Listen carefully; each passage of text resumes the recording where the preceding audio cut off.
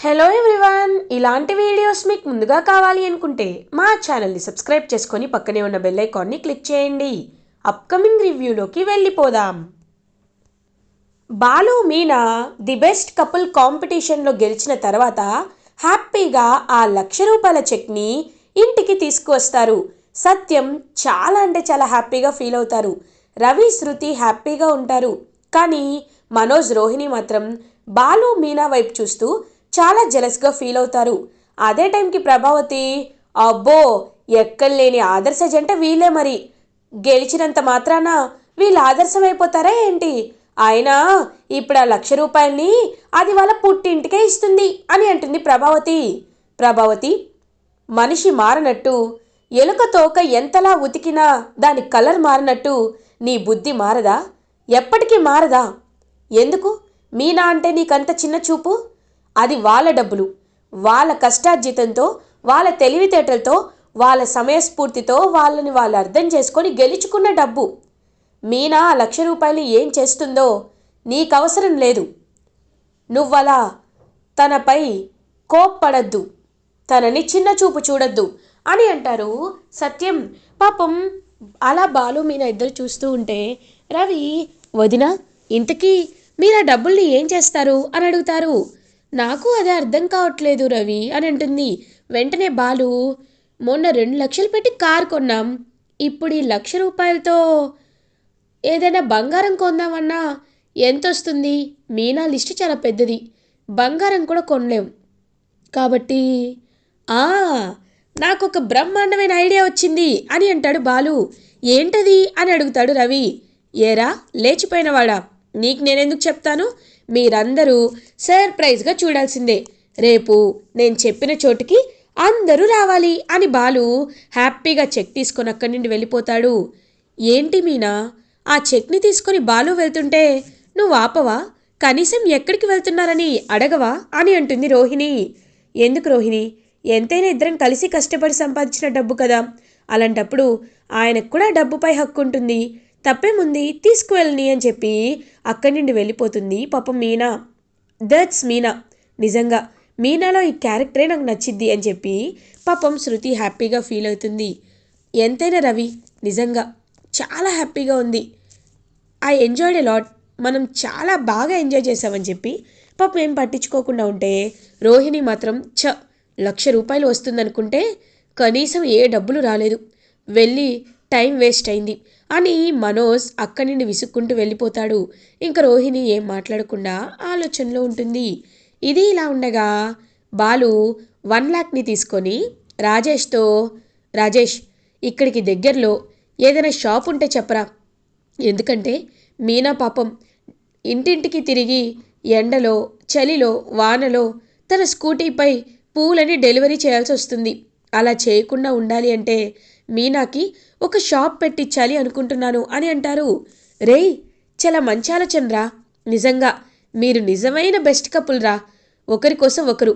మీనా నీ కోసం కార్ కొనింది, నువ్వు మీనా కోసం బైక్ కొన్నావు, మీనా నీ కోసం ఇంకొక కార్ కొనింది, ఇప్పుడు నువ్వు మీనా కోసం ఏకంగా షాపే పెట్టించాలనుకుంటున్నావు. నిజంగా మీరు గ్రేట్ రా అని అంటారు. ఊరుకోరా, అందరూ కలిసి అదే అని నాకు నా మీనాకి దిష్టి పెట్టేలా ఉన్నారు. సరే సరే అయితే షాప్ కొందాం, షాప్ని ఎక్కడ అద్దెకిస్తారో చూడని చెప్పి అంటారు. రేయ్ నేను పక్క వీధిలో ఒక షాప్ చూశానురా, గుడికి చాలా దగ్గరలో ఉంటుంది, మీనాకి పూల వ్యాపారానికి కరెక్ట్గా సెట్ అవుతుంది అని అంటారు. ఓ అయితే పద వెళ్దామని చెప్పి ఇద్దరు ఆ షాప్ దగ్గరికి వెళ్తారు. వెళ్ళి అద్దె నెలకి 15,000, మీరు అడ్వాన్స్ ఖచ్చితంగా 6 నెలలది ఇవ్వాలి అని అంటారు. 6 నెలల అడ్వాన్సా మేడం, కొంచెం చూసి తీసుకోండి అని అంటాడు రాజేష్. చూడండి బయట వాళ్ళకైతే 25,000 చెప్తాను, మీకు కాబట్టి 15 అని అంటారు. మేడం అలా కాదు, మాకు కొంచెం టైం ఇవ్వండి, పోనీ ఒక 3 నెలల అడ్వాన్స్ తీసుకోండి అని పాపం అలా తనకైతే అడ్వాన్స్ చేతికిస్తాడనమాట బాలు. ఇచ్చి ఇంకా షాప్ అంతా డెకరేట్ చేసి పూల మార్కెట్కి వెళ్ళి మొత్తం పూలన్నీ ముందే కొని పెడతాడు బాలు.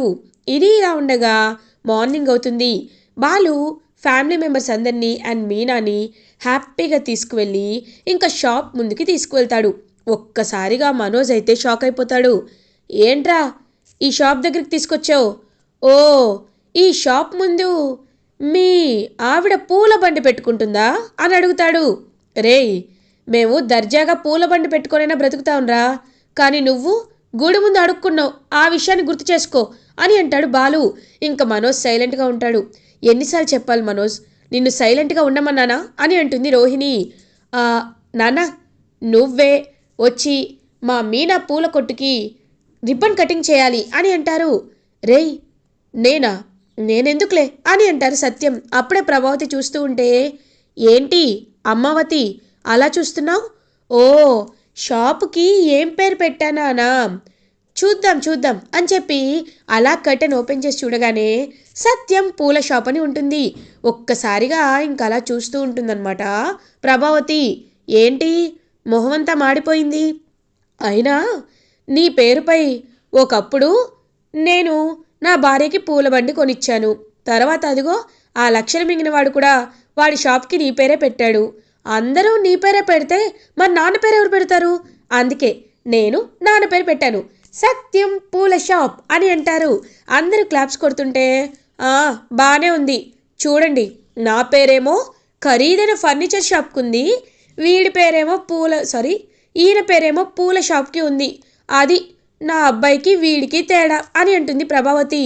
చూడు ప్రభా, పూలు దేనికి ఉన్నాయి అని అనుకోవడం కాదు, పేరు ఏదైనా పేరు నిలబెట్టే పనులు చేయాలి, కానీ పేరుని నాశనం చేసే పనులు ఎప్పుడు చేయకూడదు అని గట్టిగా చెప్తారు సత్యం. ఇంకా ఏమీ మాట్లాడకుండా సైలెంట్గా ఉంటుంది ప్రభావతి. మావయ్య గారు, మీ చేత్తో షాప్ ఓపెన్ చేయండి అని అంటుంది మీనా. అమ్మ మీనా, నేను నా చేత్తో ఓపెన్ చేయడం కంటే మీరిద్దరూ కలిసే ఓపెన్ చేయడం చాలా మంచిది అని ఇంకా బాలు మీనా చేత్తోనే పాపం రిబ్బన్ కటింగ్ చేయిస్తారనమాట సత్యం. ఇంకా అలా 1 lakతో మీనాకి ఒక పూల షాప్ పెట్టించి హ్యాపీగా ఫీల్ అవుతాడు బాలు. ఇంకా అలా ఫస్ట్ డేనే ప్రభావతి చూస్తూ ఉంటే పాపం సత్యం చేత పూలు బోని చేపిస్తుందనమాట మీనా. అలా ఇంకా అందరూ హ్యాపీగా ఉంటారు. ప్రభావతిని చూస్తూ ఉంటుంది కామాక్షి.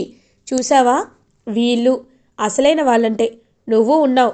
ఎప్పుడూ ఆ తలకు మాసిన మనోజ్నే వెనక్కేసుకొని వస్తావు, కానీ బాలు మీనా అంచెలంచెలుగా ఎదుగుతున్నారు. ఒక్కసారి ఊహించుకోవదినా, బాలు మీనా అని అలా వెళ్ళేసరికి ఇంకా అలా ఫ్యూచర్ రన్ అవుతూ ఉంటుంది. బాలు 10 కార్లకి ఓనర్గా ట్రావెల్ ఏజెన్సీ నడుపుతూ కార్ని చెన్నైకి పంపించాలా? ఖచ్చితంగా పంపిస్తాను అని ఇంకా మెడ నిండా చైన్ బ్రేస్లెట్ పెట్టుకొని గోల్డ్ వేసుకుంటాడు. మీనా అని పిలవగానే మీనా పట్టుశారీ కట్టుకొని వస్తుంది. మీనాని అలా చూస్తూ ఉంటుంది ప్రభావతి. ఏంటండి అని అడుగుతుంది. అదేంటి మీనా, మర్చిపోయావా? ఇవాళ మనం హ్యాపీగా జాలీగా ఊటీకి వెళ్ళాలనుకున్నాం కదా. నా ట్రావెల్ ఏజెన్సీలో అందరికీ అప్పచెప్పాను. నువ్వు కూడా నీ పూల వ్యాపారాన్ని పెద్దది చేసుకున్నావు కాబట్టి అక్కడ మనుషులు చూసుకుంటారు. మనం హ్యాపీగా జాలీగా వెళ్ళొద్దాంరా అని అంటారు. అప్పుడే ప్రభావతి అదంతా చూస్తుంటే, ఏంటమ్మావతి అలా చూస్తున్నావు? ఓ, నీకెప్పుడు ఆ లక్షలు మింగిన వాడే కొడుగ్గా కనబడతాడు కదా, వాడు నిన్ను ఏదో ఒక రోజు మంచి స్థాయికి తీసుకువెళ్తాడులే. మీనా, మనం కొత్తిల్లు కట్టుకుంటున్నాం కదా, వాటి గృహప్రవేశం పనులు కూడా చూసుకోవాలి, రా మీనా అని చెప్పి అలా వెళ్తూ ఉంటారు. ఇంకా మనోజ్ మాత్రం, అమ్మ నాకు ఇవాళ 50,000 నష్టం వచ్చింది, నువ్వే ఇవ్వాలి అని చెప్పి ప్రభావతి కాలు పట్టుకున్నట్టు మొత్తం ఊహించుకుంటుంది ప్రభావతి. అమ్మో, వద్దు వద్దు, అలా జరగకూడదు అని ఊహలోండి బయటకు వస్తుంది ప్రభావతి. ఏంటి వదినా? ఓ, నువ్వింత భయపడ్డావంటేనే అర్థమవుతుందిలే. ఆ మనోజ్ గారు నీ కాలు పట్టుకున్నాడు, బాలు మీనా హ్యాపీగా ఉన్నారు, అంతే కదా అని అంటుంది. కామాక్షి, నువ్వు నన్ను మరీ భయపెడుతున్నావు, అలా జరగకూడదు అని చెప్పి అక్కడి నుండి వెళ్ళిపోతుందన్నమాట ప్రభావతి. ఏంటో ఒక్కొక్క బిడ్డని ఒక్కొక్కలా చూసే కన్ను కేవలం వదిన కళ్ళే చూశాను, ఎవరివి చూడలేదు అని కామాక్షి అక్కడి నుండి వెళ్ళిపోతుంది. ఇది ఇలా ఉండగా నెక్స్ట్ డే మార్నింగ్ అవుతుంది. మనోజ్ తన షాప్లో అలా సోఫాపై నిద్రపోతుంటే రోహిణి మనోజ్ దగ్గరికి వస్తుంది. మనోజ్ మనోజ్ అని పిలుస్తుంది. రోహిణి, నువ్వెప్పుడు వచ్చావు అని అడుగుతారు. నేనెప్పుడు వచ్చానని కాదు, నువ్వేం చేస్తున్నావు అని అంటుంది. నేనేం చేశాను? కాస్త అలసిపోయాను, అందుకే నిద్రపోతున్నాను. ఏంటి, అలసిపోయావా? ఎందుకు అలసిపోయావు? ఏం చేసావని అలసిపోయావు? అయినా బాలు మీనాలు అంచెలంచెలుగా ఎదుగుతున్నారు. వాళ్ళు ఎంతో సంతోషంగా ఉన్నారు. అలాంటిది మనం చూడు, ఎక్కడ వేసిన గొంగలి అక్కడే. దానికి తోడు నీకేమో బిజినెస్లో లాసులు. ఒక్కరోజైనా సవ్యంగా బిజినెస్ చేశావా అని అడుగుతుంది రోహిణి. అలాంటావేంటి రోహిణి, నువ్వే నన్ను అర్థం చేసుకోకపోతే ఎలా? నేను ఒక బాబాని కలిశాను. ఆయన ఇదిగో ఈ రుద్రాక్ష ఇచ్చాడు. ఇది మన షాప్ ఈశాన్యం మూల పెట్టామనుకో మనకి డబ్బే డబ్బు అని అంటారు. ఏంటి, ఎక్కడ చూసావు ఇవన్నీ? అడ్వర్టైజ్మెంట్లోనా అని అంటారు.